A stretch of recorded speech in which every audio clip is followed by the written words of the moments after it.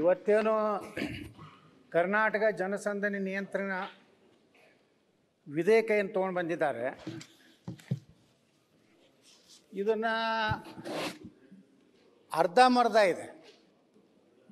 ಪೊಲೀಸರಿಗೆ ಹೆಚ್ಚು ಅಧಿಕಾರಗಳನ್ನು ಕೊಡೋದು, ಯಾರು ಜನಪರ ಹೋರಾಟ ಮಾಡ್ತಾರೆ, ಯಾರ ಜನರ ಸಮಸ್ಯೆಗಳ ಸಲುವಾಗಿ ಸರ್ಕಾರದ ಗಮನ ಸೆಳೆಯೋಕ್ಕೆ ಇವತ್ತೇನು ಹೋರಾಟ ಮಾಡ್ತಾರೆ ಅದನ್ನು ಹತ್ತಿಕ್ಕುವಂಥ ಒಂದು ಬಿಲ್ಲು.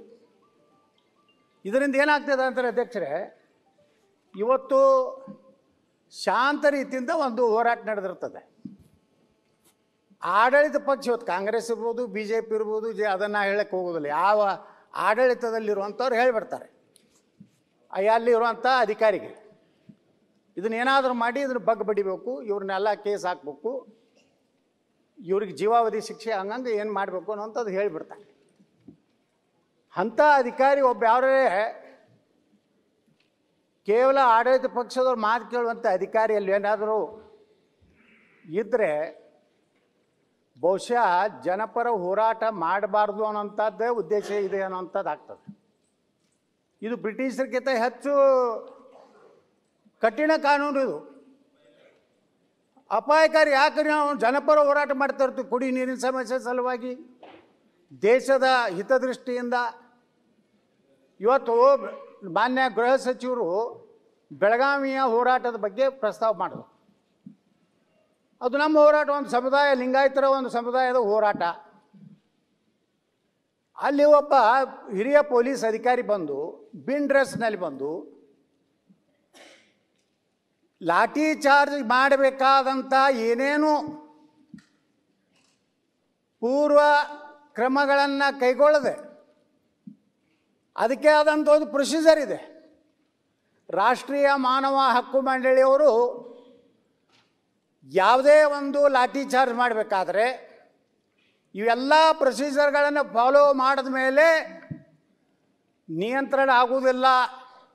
ನಮ್ಮ ಕಂಟ್ರೋಲ್ ದಾಟಿ ಹೋಗಿದೆ, ಸಿಕ್ಕಾಪಟ್ಟೆ ಬಸ್ಸುಗಳಿಗೆ, ಸಾರ್ವಜನಿಕ ಆಸ್ತಿಗಳಿಗೆ ಬೆಂಕಿ ಹಚ್ತಾ ಇದ್ದಾರೆ ಅನ್ನೋಂಥದ್ದು ಆ ಸ್ಪಾಟ್ ಆಗಿರುವಂಥ tahsildar, assistant commissioner, deputy commissioner ಅವರಿಗೆ ಕನ್ವೀನ್ಸ್ ಆದಮೇಲೆ ಇಡೀ ಆವರಣದಲ್ಲಿರುವಂಥ ಎಲ್ಲ ಜನರಿಗೂ,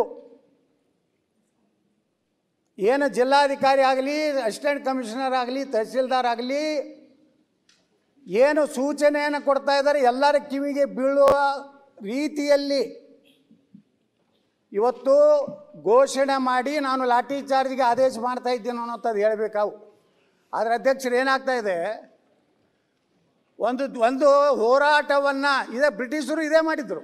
ಈಗ ಬಿಲ್ಲಿಗೆ ಸಂಬಂಧ ಮಾತಾಡಿ, ಬಿಲ್ಲಿಗೆ ಸಂಬಂಧಪಟ್ಟಿದೆ ಇದನ್ನು ಬಿಟ್ಟು ನೋಡ್ರಿ ಅಧ್ಯಕ್ಷರೇ, ನೀವು ಎಲ್ಲ ಈ ಕಂಡೀಷನ್ ಹಾಕ್ತಾ ಇದ್ದಾರೆ ಇವರೆಲ್ಲ. ಹೇಳಿ 10 ದಿವಸ ಮೊದಲು ಹೇಳಬೇಕು, 7,000 ಸೇರ್ತಾರೋ 70,000. ನೋಡ್ರಿ ಅಧ್ಯಕ್ಷರೇ, ಯಾವುದೇ ಹೋರಾಟಗಾರರಿಗೆ ಎಷ್ಟು ಜನ ಸೇರ್ತಾರೋ ಅಂದಾಜು ಯಾರಿಗೂ ಇರುವುದಿಲ್ಲ. ಯಾಕಂದ್ರೆ ಒಂದೊಂದು ಹೋರಾಟ ಹೆಂಗೆ ಮೂವ್ಮೆಂಟ್ ತಗೋತಾ ಅಂದರೆ, ಇವತ್ತು ರೈತರ ಹೋರಾಟ ಆಗ್ತದೆ. ನಾವೇ ಒಂದು ಬಿಜಾಪುರನಾಗ ಒಂದು ಹೋರಾಟ ಮಾಡಿದ್ದೀವಿ. ಬರೇ ನಮ್ಮ ಯಾವ ಪ್ರಾರಂಭದ ಹಂತದಲ್ಲಿರುವಂಥ ಹೋರಾಟ ಒಂದು 200 ಮಂದಿ ಇದ್ದರು. ಮಧ್ಯದಲ್ಲಿ ಬಂದಾಗ ಗಾಂಧಿ ಚೌಕಿಗೆ ಬಂದಾಗ 25,000 ಜನ ಆದರು. ಇದು ಯಾವ ಆಧಾರದ ಮೇಲೆ ಇವತ್ತು ಪರ್ಮಿಷನ್ ತೊಗೊಂಬಂದು 7,000 10,000 ಅಂತ ಹೇಳ್ತಿರಲ್ಲ ಅಧ್ಯಕ್ಷರೇ.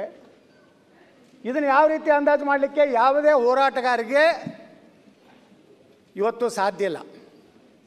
ಅದಕ್ಕೆ ಅಧ್ಯಕ್ಷರೇ, ಇವತ್ತು ನೀವೇನು ರಿಸ್ಟ್ರಿಕ್ಷನ್ ಹಾಕ್ತಾ ಇದ್ದೀರಲ್ಲ, ಯಾರು ಹೋರಾಟ ಮಾಡ್ತಾರೋ ಅವ್ರಿಗೆ ಜವಾಬ್ದಾರಿಯನ್ನು, ರೆಸ್ಪಾನ್ಸಿಬಿಲಿಟಿ, ಅಕೌಂಟಬಿಲಿಟಿಯನ್ನು ಫಿಕ್ಸ್ ಮಾಡ್ತಾ ಇದ್ದೀರಲ್ಲ, ಅಧಿಕಾರಿಗಳಿಗೂ ಸಹ ಇದೇ ಶಿಕ್ಷೆ,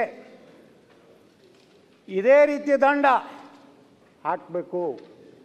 ಒಬ್ಬ ಏನೋ PSI ಒಬ್ಬ DSP ಯಾವುದೇ ಒಬ್ಬ ರೂಲಿಂಗ್ ಪಾರ್ಟಿ MLA ಹೇಳೋದು ಅಥವಾ ಹೋಮ್ ಮಿನಿಸ್ಟರ್ ಫೋನ್ ಮಾಡಿ ಹೇಳಿದ್ರು, ನೋಡಿ ಅದು ಯಾವುದು ಯತ್ನಾಳ್ ಹೋರಾಟ ಮಣ್ಣು ಕೊಡ್ಬೇಕಂತ ಹೇಳಿದ್ರು, ಬಂದು ಸುಮ್ಮನೆ ಲಾಠಿ ಚಾರ್ಜ್ ಮಾಡ್ತಾನೆ. ಇವತ್ತು ಅನೇಕ ಹಬ್ಬದ ಗಣೇಶೋತ್ಸವನೇ ಉದಾಹರಣೆ ತಗೋರಿ ಅಧ್ಯಕ್ಷರೇ.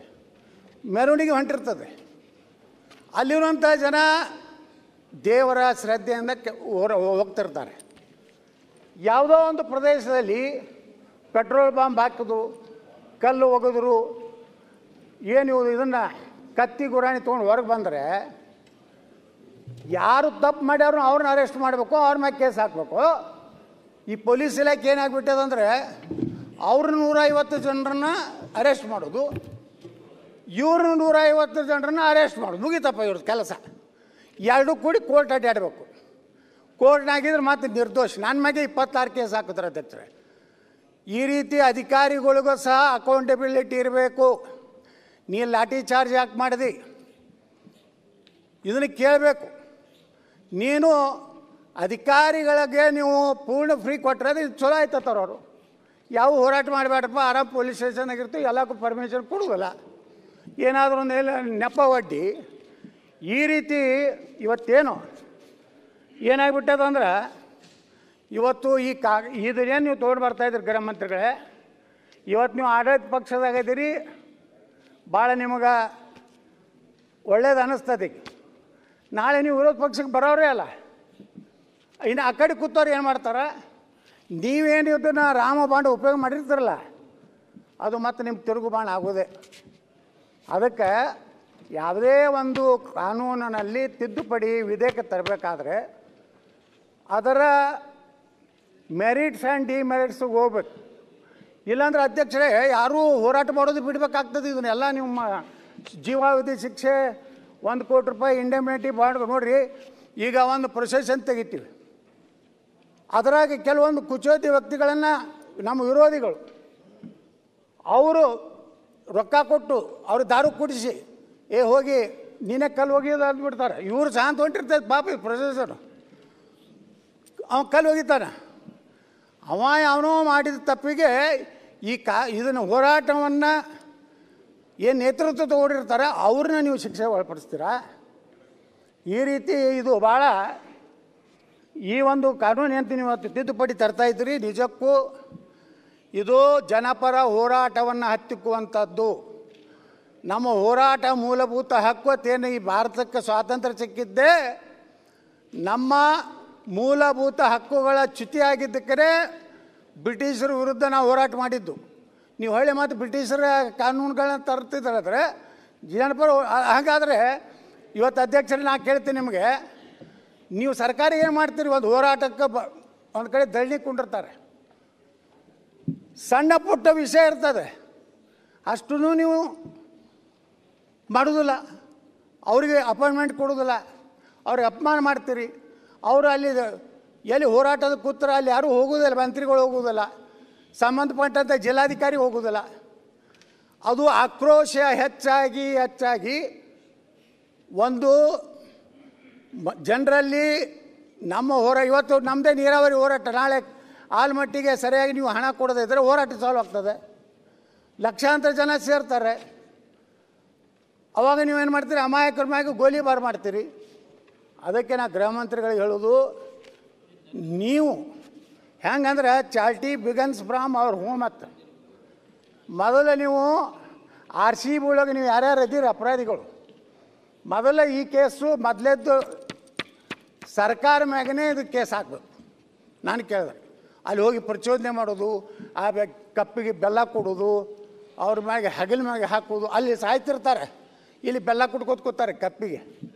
ಇಂಥದನ್ನು ಮಾಡಿ ಅದರಿಂದ ಮರೆ ಮಾಚಲಿಕ್ಕೆ, ಮೊನ್ನೆ ಆದಂಥ ಘಟನೆ ಮರೆ ಮಾಚಲಿಕ್ಕೆ ಇದೊಂದು ಏನೋ ತಂದು ತನಕ ಉತ್ತರ ಕೊಟ್ಟಿಲ್ಲ ಸರ್ಕಾರ RCBಗೆ.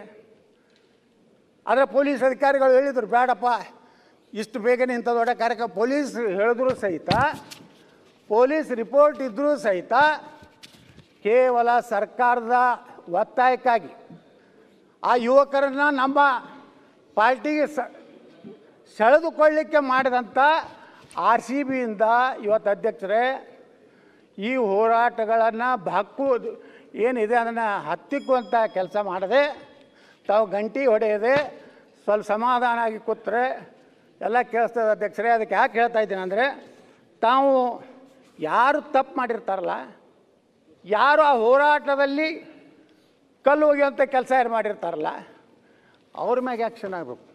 ಹಾಗಾಗಿ ಪೊಲೀಸ್ ಆಫೀಸರ್ ತಪ್ಪು ಮಾಡಿದರೆ ಅವ್ರಿಗೆ ಆ್ಯಕ್ಷನ್ ಆಗಬೇಕಲ್ಲ. ಅವನಿಗೂ ಡಿಸ್ಮಿಸ್ ಆಗಬೇಕು, ಅವನಿಗೂ ಪೆನಾಲ್ಟಿ ಆಗಬೇಕು, ಅವ್ರಿಗೂ ಶಿಕ್ಷೆ ಆಗಬೇಕಲ್ಲ. ಅದನ್ನು ಪ್ರಯೋಜನ ಮಾಡಿರಿ ನೀವು. ಶಾಂತವಿದ್ದ ಹೋರಾಟವನ್ನು ಹತ್ತಿಕ್ಕುವಂಥ ಕೆಲಸ ಮಾಡಿದಂಥ ಸುಮ್ಮನೆ ಲಾಠಿ ಚಾರ್ಜ್ ಮಾಡೋದು, ಎಲ್ಲ ಗೇಟ್ ಬಂದ್ ಮಾಡಿಬಿಡೋದು, ಒಂದೇ ಗೇಟ್ ಚಾಲು ಇಡೋದು. ಅರೇ ಒಂದು ದೊಡ್ಡ ಗ್ರೌಂಡ್ ಐತಂದ್ರೆ ಎಲ್ಲ ಗೇಟ್ಗಳು ಓಪನ್ ಇರಬೇಕು. ಇಟ್ಟು ಕಾಮನ್ ಸೆನ್ಸ್ ಇರೋದಿಲ್ಲ ಇವರಿಗೆ. ಮೊನ್ನೆ ಆಗಿದ್ದೇನೆ RCBಯಲ್ಲಿ, ನಮ್ಮ ಬಿಜಾಪುರನಾಗ ಒಂದು ಘಟನೆ ಆಯ್ತು ಅಧ್ಯಕ್ಷರೇ. ಸೇಮ್ ಎಲ್ಲ ಕಡೆ ಗೇಟ್ ಹಾಕೋದು, ಒಂದು ಕಡೆ ಗೇಟ್ ಹೆಂಗೆ ನೋಡಿರಿ, ಇಷ್ಟು ಜನ ಇದ್ದಾಗ ಅವ್ರಿಗೆ ಈಸಿ ಮೂವ್ಮೆಂಟ್ ಆಗುವಂಥದ್ದು ಇರಲಾರ್ದಕ್ಕೆ ಅದಕ್ಕೆ ತಪ್ಪು ಪೊಲೀಸ್ ಅಧಿಕಾರಿಗಳದ್ದು ಇರ್ತದೆ. ಅಂಥ ಪೊಲೀಸ್ ಅಧಿಕಾರಿಗಳಿಗೂ ದಂಡನಾರ್ಹ ಅಪರಾಧ ಅನ್ನುವಂಥದ್ದು ಇದ್ರಾಗ ಸೇರಿಸ್ಬೇಕಂತೇಳಿ ನಾವು ವಿನಂತಿ ಮಾಡಿಕೊಂಡು ಈ ಬಿಲ್ಲಿಗೆ ನಾನು ಸಹಮತ ಇಲ್ಲ ಅಂತೇಳಿ ನಾನು ಮಾತು ಮುಗಿಸ್ತೇನೆ. ನ್ಯೂಸ್ ಫಸ್ಟ್ ನಿರ್ಭೀತಿಯಿಂದ ನಿಮ್ಮ ಪರವಾಗಿ.